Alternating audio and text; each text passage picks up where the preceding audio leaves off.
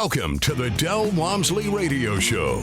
Listen and grow as Del questions the status quo, encourages you to think differently, and empowers you to make a better life. Get ready as Del challenges core beliefs, seeks the truth, and reveals the roadmap to the lifestyle you really want. And now your host, multi-millionaire, national award-winning investor, CEO and founder of Lifestyles Unlimited, Del Walmsley. Welcome to the Del Walmsley Radio Show, where the hype ends and the help begins. I'm your host, Del Walmsley, and as always, we're working on your financial freedom. Today, my friend, I've got myself cornered into a mindset that I've really got to share with you. I don't know if you ever had this happen to you, but last 2-3 days, things keep popping up on this one issue, the one topic that it's funny how I don't know if it's just my brain's taking things that don't really tie together and tying them all together and saying this really makes sense, that this is one topic that you've got to explore, or did the universe just decide that you need to hear it and it throws it all at you on the same day or same day after day, whatever it is. And I don't know which it is, but this is a topic I've got to share with you today. And it all started with an email question that I got a couple days ago. And I think I even threw a short blurb about this out on one of the other shows. I don't even remember. It was a very short, brief little blurb that I used of it. But it was a big, long email where the guy talked to me about, or asked me, talked to me. I don't know if he's making a point or he's asking, really, but the whole concept was, okay, look, I joined your program, except I can't get anybody to tell me exactly how long it's going to take before I can get into a deal. And I sent the guy some type of a response like, well, you know what, that's nothing that anybody can really tell you exactly. I mean, if you listen to any radio show, any TV show out there where they're doing any type of financial education or predictions or even just telling you history of stuff, of deals that have been done in the past, there's this gigantic disclaimer that past results do not equal or may not equal future results. And there again, that added to this weird argument I had going on in my head, when I was saying to myself, okay, well, that pulls me way over here a different direction I was going. Because I was going the direction that, there's really no way to tell you, number one, how quickly you can find the deal you want. And then the second part of that, which we have to explore, is, well, you can get in instantly if you're willing to take a bad deal. And the third point is getting a bad deal more important, or getting a deal more important than getting the right deal? And then you get into the argument of, well, if you get a good deal and it takes you 6 months, but that deal 6 months from now retires you in a year, or you get into a deal right away and that deal takes 2 or 3 years to mature, or 4 or 5 before it could actually retire you, which one's really quicker? And then you go back over here and you sit on this question of past results don't equal future results, or may not equal future results, however they say it. It's a disclaimer. And that drug my mind all the way back the other direction, thinking, okay, wait a minute here. Yes, they do equal past results or similar results. Otherwise, we wouldn't be here. Why would we be here? Now, think about that. If I'm throwing out a disclaimer that the past results may not equal the future results, then why are we even here? Why are we even discussing results and potential results and future results and so on and so forth? And then I thought about it. And my answer was, in my mind, they do for this reason. I am willing to wait until I see the exact same set of circumstances, or if not exactly, similar set of circumstances, or even possibly a different set of circumstances that would lead to the same result. In other words, I'm willing to wait for a profitable, successful deal. But in this guy's mind, He's saying, how quickly can I get a deal? Well, when you say how quickly can I get a deal, that instantaneous gratificationally diseased concept of fast is more important than good and good is more important than great, then there really has to be a disclaimer put in there.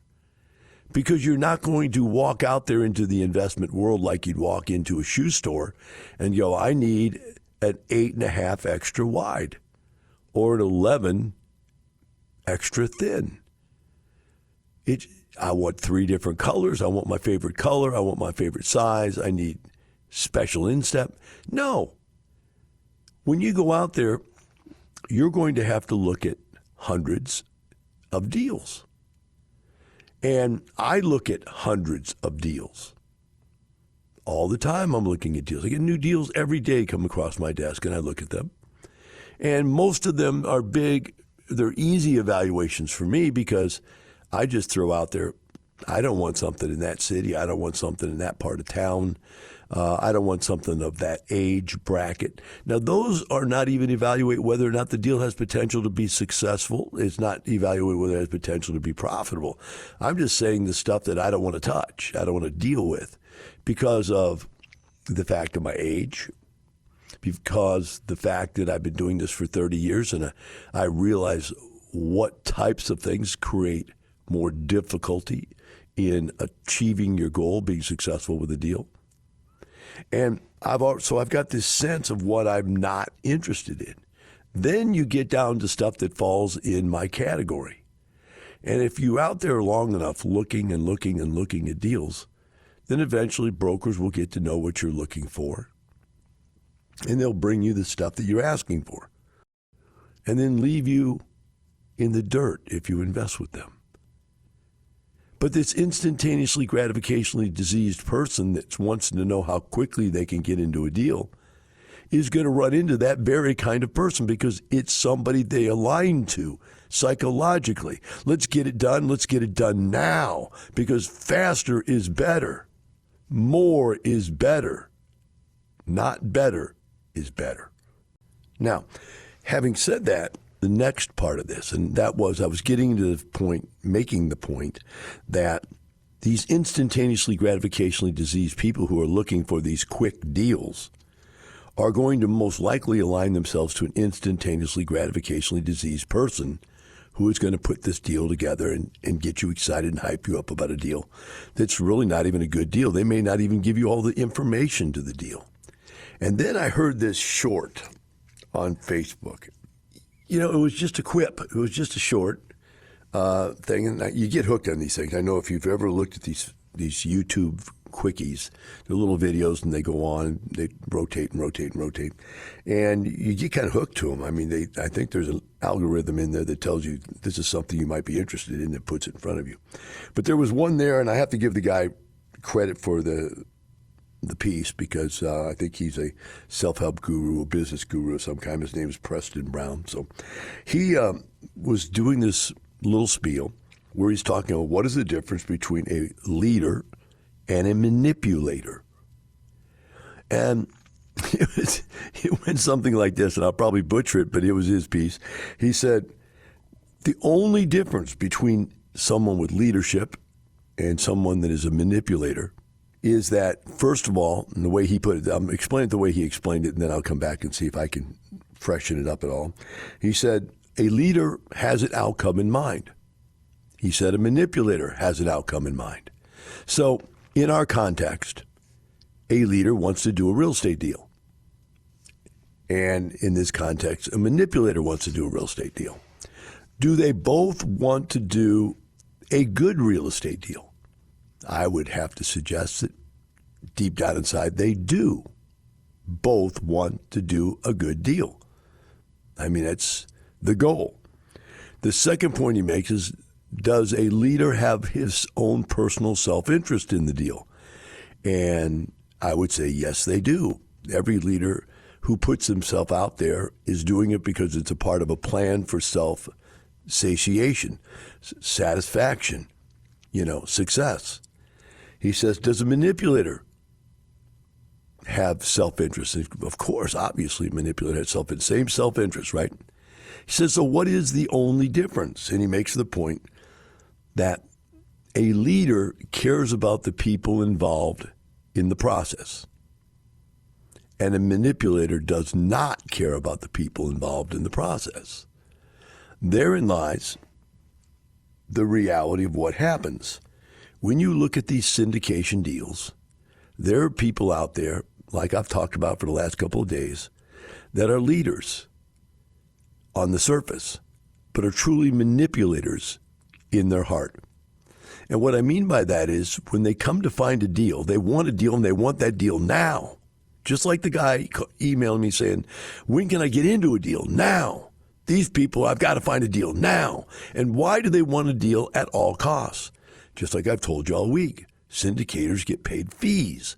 Even if the deal, the investment in the apartment complex is non-profitable, they're still going to make a ton of money from the fees. Now, if they do enough bad deals, you would think people would just not pay attention to them. But in this day and age, and not invest with them. But in this day and age, that's not true anymore. Because people can just go on Facebook and they can go on Twitter and they can go on all these different YouTubes and just sit there and do video, audio, over and over and over again to people that have never seen them, never witnessed them, and really have no way to go and research them very well if they hide it, if they hide their failures. And I find that most of these guys that scream the loudest are also best at hiding their failures from the world.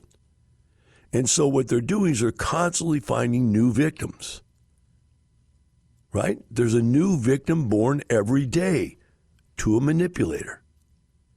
And to a leader, what I found when I speak to them is I go, what is the toughest part about doing this deal? And the toughest part about doing this deal to them is, Dale, I have a hard time sleeping at night knowing I got people's life savings at risk. I'm more worried about doing this. I'd rather risk my own money. And that's the way I feel. I'd rather risk, that's why I do it. I'd rather risk my own money on my deals than to risk somebody else's.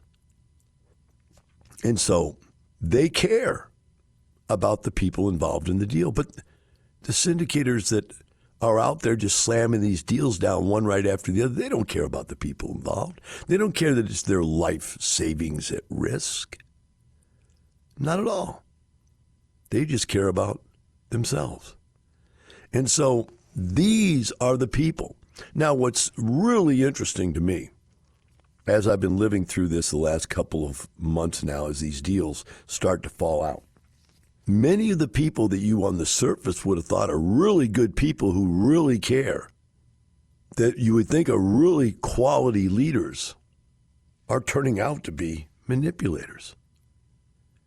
And it's really interesting because they're really great salespeople, as men and women, that are da-da-dun-dun-dun-dun. They've got their rap down perfectly, and they will make you feel like they care.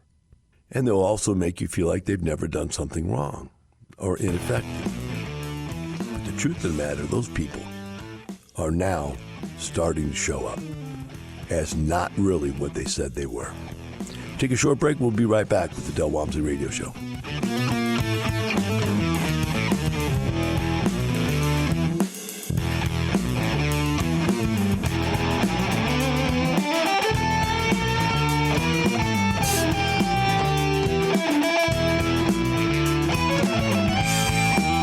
Teaching you with a roadmap to creating the lifestyle you really want. Keep listening. The Del Walmsley Radio Show returns in moments. Lifestyles Unlimited members share their stories and strategies for success at case study events. If you got laid off tomorrow, what would you do? Would you have to be working at McDonald's or wait to try and find another job with the downsizing the economy? Kept on coming to meetings, even with David Fisher online and stuff like that, but still we just we need to make the jump. So we kept praying for time to get this job done, to be able to find the properties. How do we find the properties? How do you find the time? And God answered our prayers, and he got downsized from his corporate job. But they didn't buy just one house, right? No, they did not. You're rehabbing house number 9 right now. 9. Wow. So every month, the cash flow is $3,200. Okay, the equity of all the houses is up to $280,000. Join us this month and learn from people just like you. Check in-person and online dates at lukstudy.com. You're hearing the Del Walmsley Radio Show. Want more life-changing knowledge? Access our podcast and listen on demand at lifestylesunlimited.com under the radio tab. Now your host, Del Walmsley. Welcome back to the Del Walmsley Radio Show. Today we are discussing the concept of fast is not better than great. And fast is not better than good. Good is better than fast, but great is even better than both of them. And I want to talk about negotiating deals for a second and why it takes a long time to get the deals that really make a difference. And a long time is a relative thing, by the way. When the market was crashing in 2008, they were bringing me deals every day. The market was falling apart and I was buying stuff left and right. The market is entering that time zone again, to where it's starting to fall apart. And there's about $1 trillion worth of debt out there that's going to become due within the next 1 to 3 years. And this $1 trillion worth of debt is upside down on itself. In other words, you can't refinance it. Why? Because the debt-to-income ratios are too low for a new loan. And the interest rates that they went in on to make these deals work are way lower than what the interest rates are now. So even if they could refinance, it wouldn't cash flow. Now, that's not true for deals done a long time ago. It's only true for deals that just recently happened in the last year or 2 or 3, where they paid full market price. Boom. Remember, these are manipulators as syndicators. They don't care if the deal makes any sense. They bought it with it making 0 to very small amounts of cash flow, 1, 2, 3, 4% rates of return, to where when the taxes went up on them, and by the way, it's the trifecta, the taxes went up because the values were going up. Think about this. If everybody's buying and the values are screaming to the top, the taxing authorities want their piece of that, and they're raising their taxes. You can fight them every year, and we do, but they're still going to inch up. Insurance has gone up because there's all types of hurricane losses all over the country. And so the cost of insurance has gone up. Now you got fires all over the place. So again, insurance is going to go up. And you got payroll's gone up. Why has payroll gone up? Because of Bidenomics, where they've created so much inflation that everybody out there saying, hey, I can't pay my bills unless you give me a raise, and everybody else is getting a raise, and everything else is going up. And that's what happens with inflation. It becomes cylindrical. It feeds itself. It's like a giant inflation snowball. The more inflation there is, the more people believe they deserve to get their share of the inflation, and prices go up on everything. And once labor goes up, then the cost of producing everything goes up, and the cost of transporting everything goes up. Then the inflation is dug in, and it can't go back the other direction unless you have deflation, unless you have a recession. And the country looks like it's at the point where it's about ready to go into a recession. Will it? I don't know. The Fed's getting really good at dealing with these things. I've been amazed at how very effective they've been at bringing the inflation down without tanking the economy. But all metrics right now are showing that the economy is starting to slow down. So what does this mean to us? It means that this $1 trillion worth of debt, whatever number of apartment complexes that is, and I calculated it out to be somewhere in 1,000 apartment complexes, whatever it is that has that much debt on it, probably even more than that. These complexes are going to come back to the market, and they're going to have to take a loss. The equity in those deals are going to be gone, and the prices are going to come down. What will happen, though, for this to turn into a recession, is that event or those events will trigger the reduction of prices across the board. Why? Because once investors start seeing they can buy these things cheap, they're not going to want to pay anybody who's coming up on the end of their loan. Think about this. All commercial real estate's purchased in 3-year 5-year or 7-year terms, sometimes 10, but that's somebody like me buying for long-term holds. But other than people like myself who are just long-term investors, most people, most syndicators are buying these things in 3-year term loan to where they get in there, rehab it, turn around, put paint on it. We call it a pig renovation, put lipstick on a pig and sell it. Or a 5-year turnaround where they're actually doing the renovation and then they're turning around and upgrading the rents and raising the rents and really increasing the NOI and making the property truly worth more. Or a 7-year where they're going to hold on to the benefit of that turnaround for a while and wait until that loan runs out. And then by that time, the renovations are pretty old. And most renovations won't last more than 10 years. So if you get out by 7 years, you can get out before it's time to repaint the place, put a new roof on the place, to replace all the air conditioners again, et cetera, et cetera, et cetera. So most deals are done in these 3-year, 5-year, 7-year segments. Well, if there's this recessional problem, all these, $1 trillion worth of debt comes blamming out, or is it $1 billion? I think it's $1 trillion worth of debt. If all this stuff comes hitting the market, then all those other people who are coming due are not going to be able to sell their properties at high prices either. And people are going to be forced to sell at lower prices. So across the board, you'll be able to get deals at much lower prices. That's what happened in 2008. We benefited in 2008, 2009, 2010. And then from that point on, it turned around and prices came back. And we made massive amounts of money. I've stated before on the radio that I tripled my net worth during that period of time. I think once I even stated that I quadrupled it. I don't know which one it was. Put it this way. It was a lot. I never really exactly calculated, but it was somewhere between going from 10 million to 30 to 40 million in net worth, something like that. And it just was unbelievable how much money we made in 2008, 2009, 2010. Made it quickly. But that's in a different set of circumstances. So let me tell you a story about this deal I was negotiating with. And I made an offer on a deal the other day. They wanted way more. They had wanted something like $50 million for the property, and somebody offered them $50 million just a few months ago, 6 months ago, according to their story. And they turned it down. They then turned around and decided they wanted to get out of the deal, and they had bought it for cheap. And I'm not going to give away all the numbers on the deal because they're still trying to sell it. But they got it out there, and they wanted to sell it for a certain price, which was what they're stating would make them a little bit of a profit and, give their partners their money back or whatever. And I made an offer that I thought was more than generous, worth way more than what the property was actually worth.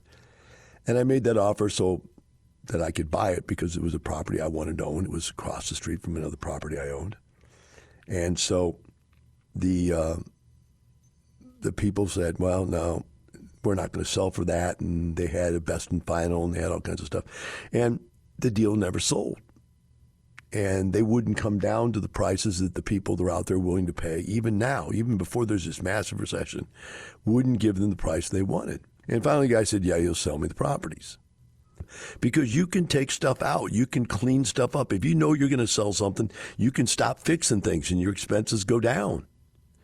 You can lease to anybody you want to let in and make your expenses go up. And that's what happened in this property, that they just started out of nowhere filling it up. And that's got to put the hair up in the back of your neck thinking, what are they doing? Are they just not even screening their tenants anymore?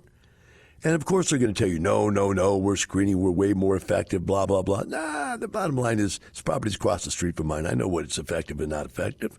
So the point is that I came up with a number that I could afford to take a risk at. And it was way more than what I thought it was actually worth. I'm just guessing, that some of what they're telling me isn't true. So when I told the guy this story, and the guy goes, I know that guy. Is that guy this? That deal was 15 years ago, 16 years ago, 17 years ago when I won the National Apartment Association, because this deal that I took 6 months to buy was so profitable that I won the Houston Apartment Association Real Estate Investor of the Year Award. And then with the same property went on to win the National Apartment Association Real Estate Investor of the Year Award, which then led us to be so good at what we do in turnarounds that we ended up having one of our members win that award every year for 16 years. So this was a turning point in my life to realize that sometimes you have to negotiate for 6 months to get something to happen. It made me a superstar in the real estate investing world from just an also-ran. These deals will come around. How do I know that? Well, there's this $1 trillion worth of debt that's going bad over the next 3 years. And I was telling the broker, I said, you don't even know this deal may come back on the market itself. It may go broke. They may lose the deal. But the bottom line is I'm not going to buy their problem. That's one of the things you've got to learn in your mind. You're not there to buy somebody else's problem. I would, however, be able to get some economic scale out of it to make it a decent deal for me, right? You have to look at this situation and say, what's going on here?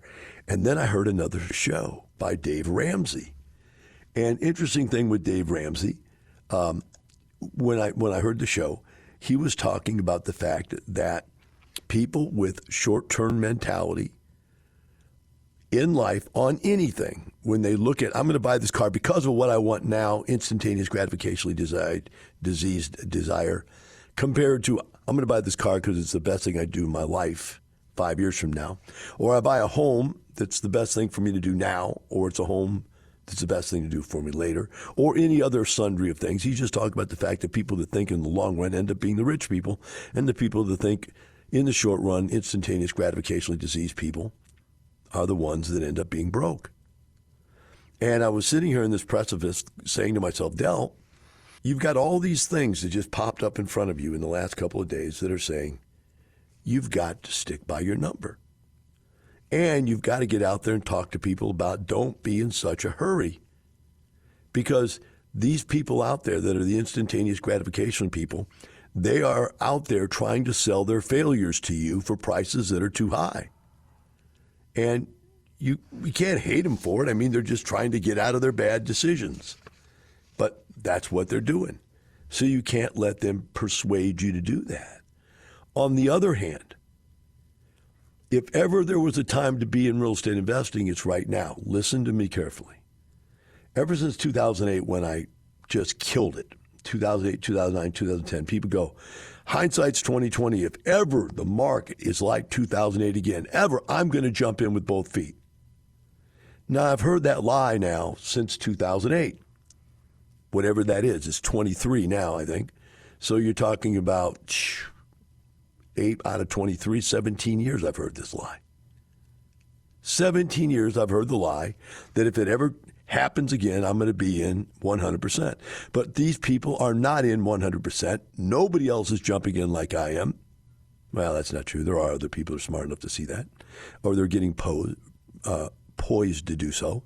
But what we're doing is we're sitting on the sidelines waiting for that perfect deal to fall so we can jump on it. That's where you need to be. You need to be there now. Now is the time, but not in a hurry. Have a great day, and remember, it's not the money, it's the lifestyle. The information and opinions you hear on the Del Walmsley radio show are those of the host, Del Walmsley, his guests, and his callers. The Del Walmsley show is for entertainment purposes only. Please consult a professional regarding your personal investment needs. Nothing presented on the Del Walmsley show constitutes an endorsement, recommendation, offer, or solicitation to buy or sell any product or security.